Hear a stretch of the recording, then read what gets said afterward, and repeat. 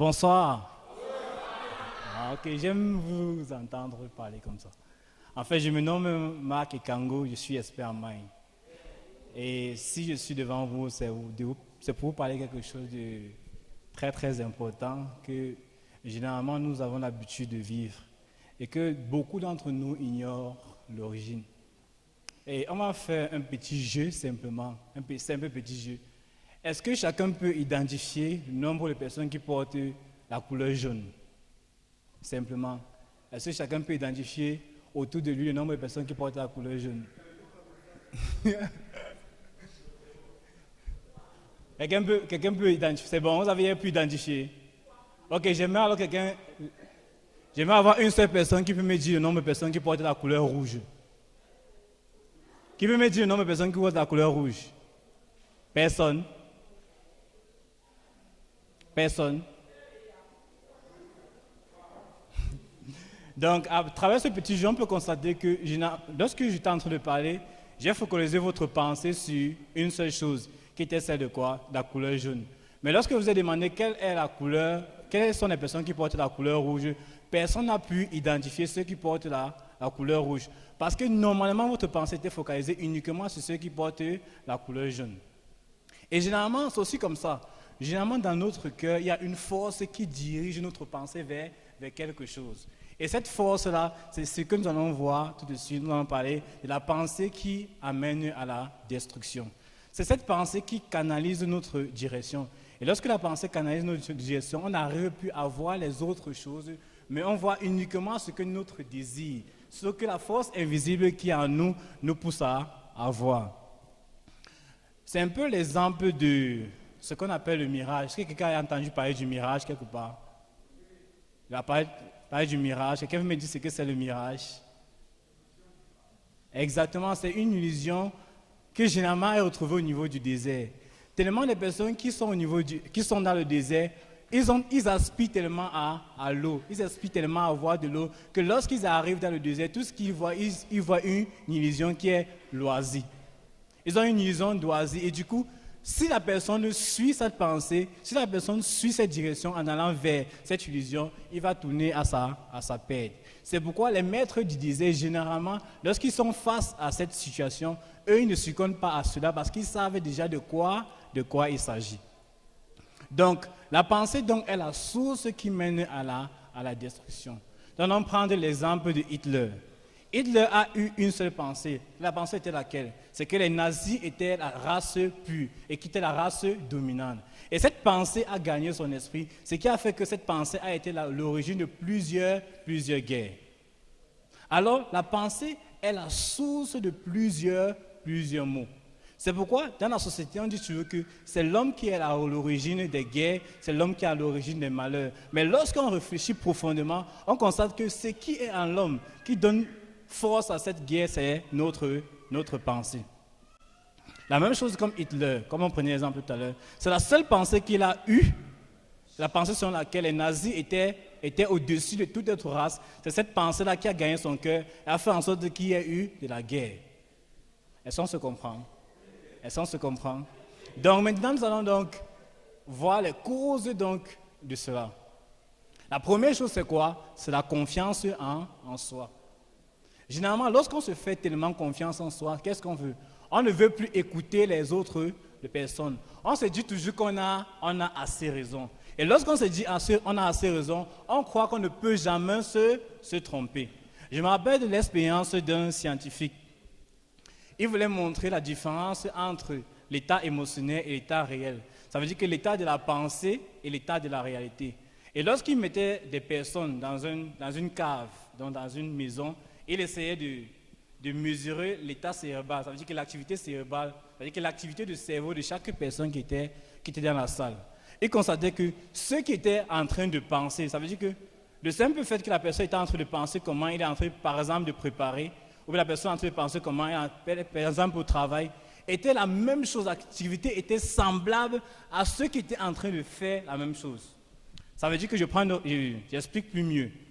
On prend quelqu'un qui est en train, par exemple, de laver les assiettes et on met quelqu'un qui est en train de penser comment il est en train de laver les assiettes. On constate que l'activité cérébrale de ces deux personnes est la même chose. Il n'y a pas de différence entre les deux. Ça veut dire qu'on peut comprendre ça que quoi? Que la pensée est exactement liée à l'action.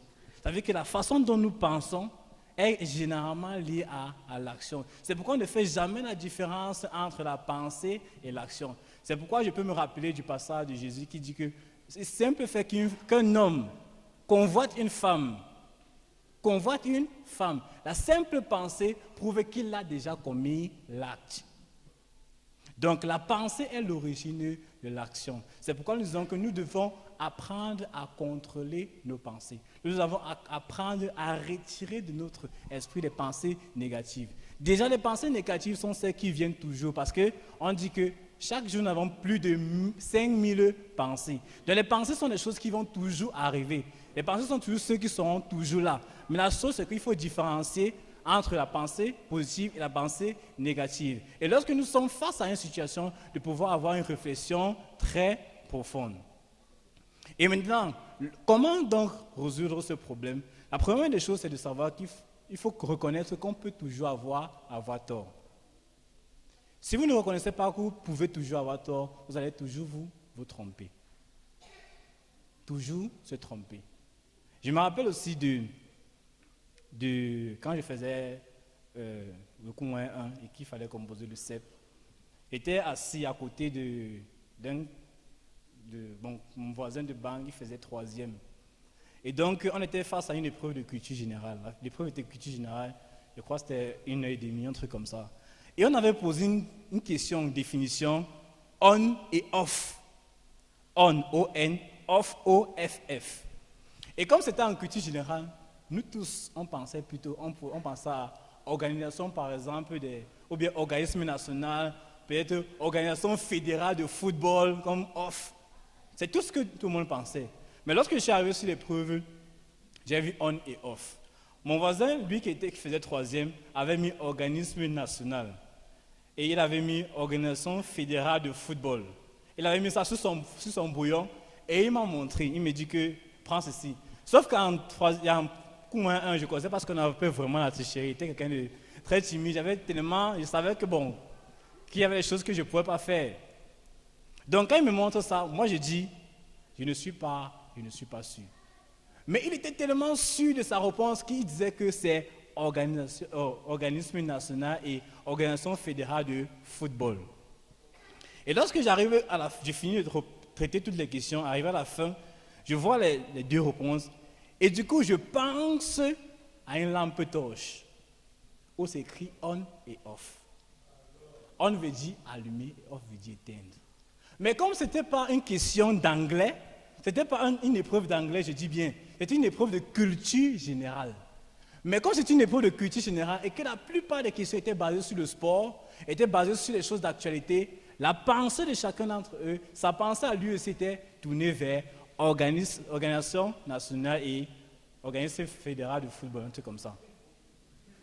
Et lorsque je suis arrivé sur ça, j'ai mis on veut dire allumer, j'ai mis off veut dire éteindre. Et je lui ai dit que je pense que c'est ça. Il a dit non, ce n'est pas ça. On n'est pas un cours d'anglais, nous sommes un cours de culture générale.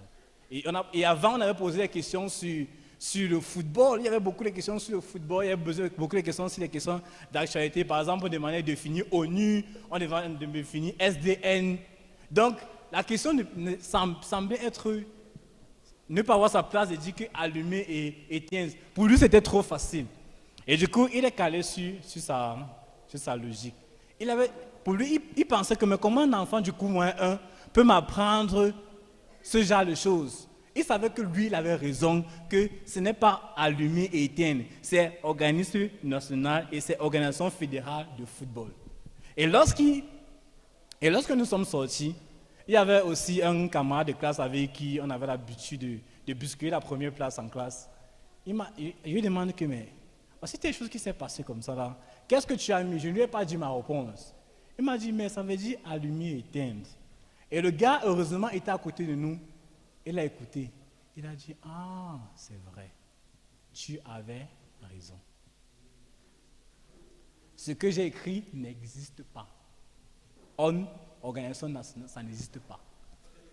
Organisation fédérale de football, ça n'existe pas. Mais comme il s'est dit, il est calé dans sa pensée qu'il fait troisième, et comment il fait pour moi un, c'est à lui de m'apprendre et non à moi de lui apprendre. Il est calé sur sa pensée, et du coup il a raté cette question. Donc si nous focalisons sur le fait que nous avons toujours raison, nous n'avons pas à apprendre les autres, nous avons demeuré dans la destruction. Je vous remercie.